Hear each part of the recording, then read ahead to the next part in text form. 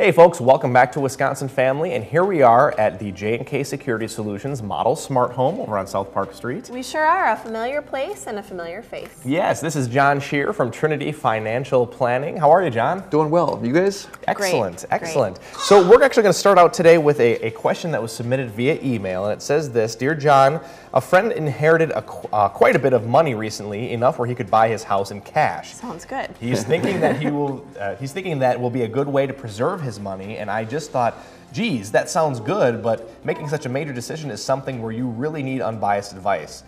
So I want to ask you if you were willing to discuss that topic today. Thanks for taking my question. Yeah, absolutely. Happy to do it. And with interest rates changing and the Fed raising rates, it's been a big discussion point lately, so happy to talk about that. Sure, yeah. So Just what are your thoughts on that? Buying a house, it sounds like a good idea, being debt-free. Right. It's one of those, this is one of those situations where the conventional wisdom really isn't.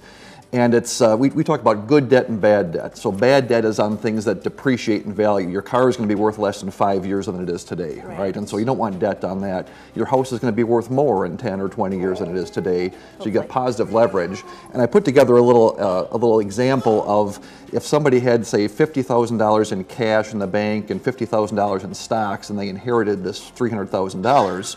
If they buy a house that's worth $300,000, then, and I've brought an example here that we can show, I think, where it shows, you've got a lot of your assets in the real estate. And on the other hand, if you look at the graph there, that it's, on the other hand, if you take $200,000 and take a loan out and have $100,000 in equity, then and diversified the other $200,000 from your assets, you'd have $150 in cash and $150 in stocks and $100,000. Your net worth is the same, but if you look at the difference in those two pictures, there's one's a lot more diversified than the other, and not having all your eggs in one basket, I think, is really important. Okay. I like the graph. That makes it really easy to picture.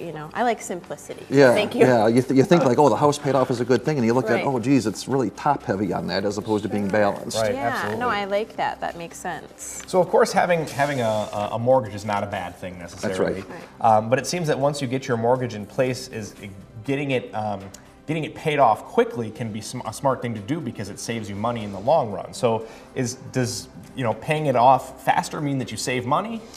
It does, but you've got to consider the other alternatives as well. And so I put together some examples on this $200,000 mortgage idea. And this came up, my brother had a question a few years ago about this very same issue. He says, listen, if I get a 15-year loan, it's only going to cost me around 3%. Over 15 years, I pay like 50 grand in interest. If I get a 30-year mortgage, it's going to be about 4% interest. In 15 years, I pay twice as much in interest, and I pay 150 over the lifetime. Why would I want to pay 150 of interest instead of 50? Right. And so it sounds logical, like, geez, I want to pay less interest. Right. But you kind of forget that in order to do that, the mortgage is like $950 for the 30-year. It's like $1,400 for the 15. So you're putting in an extra $450 into that mortgage. So if you take that $400 and you put it into your Roth IRA or put it into a savings account in some place, you can't count the interest expense of the mortgage without counting the opportunity that you lost to invest. And if you get, and I put together some numbers on it. If you had the stock market's averaged around 11%, right? So if you get 11% over 15 years, that side account would be worth $190,000. Or even if you got half that much, it'd be worth $120,000. And so, after 15 years on a 30-year mortgage, you still owe about 130 grand. You go, geez, I paid 100 in interest, I owe 130 grand. But this side pot's going to have $100 and some $1,000 in it, right? And so it gives you so you have to take that into a consideration when you look at that. That's really interesting and almost counterintuitive. So, having somebody that understands that and can lay it out so simply is so nice. And it's just, like I said, a different perspective. So are there other benefits, I guess? It sounds strange to say, but to having a mortgage. And you get a tax deduction for it, and it's beneficial, as in we haven't included that in this little analysis, so you do get a tax deduction, which is nice. The other thing it does is it protects you against inflation. People don't think about that. Like if you get a mortgage today, it's $1,000 a month. How much is that going to be in 5 years, in 10 years, in 20 years? $1,000 a month. What's the price of gas today? $1.75 a gallon. What's the price of gas going to be in 10 years, in 20 years, right? So your mortgage stays the same, but all your other costs of living go up, so it actually protects you as inflation goes.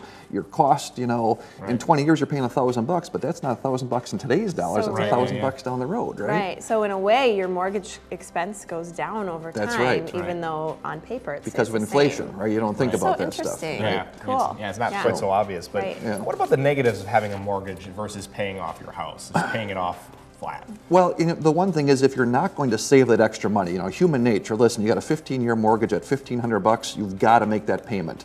If you're going to spend the difference, then save it into your house, right? If you're not going to put it in your 401k or into a savings account, that's the big risk is human nature primarily with things. Right. Is, we say we're going to do that, but geez, it forces you to do it. So if the choices are spend the money or invest it in your house, put it in the mortgage. But if you can put it where you're going to save it versus put it in the mortgage, typically it makes sense to do the savings side of things. Okay. Human nature is something we often neglect to consider when making these decisions. Bigger factor than the economics in a lot of these things. And real quick before we go, for viewers at home, how can they find unbiased financial advice? Go to our website, trinfin.com is a great source. We've got a blog that we write, and that's a great place to look at this and other information. A great website. Excellent. Jessa, it's time to go. It's time to go, Justin. Thank you so much, John Shearer, Trinity Financial Planning. Thanks. Don't go away. There's more Wisconsin Family coming up right after this. Stick around.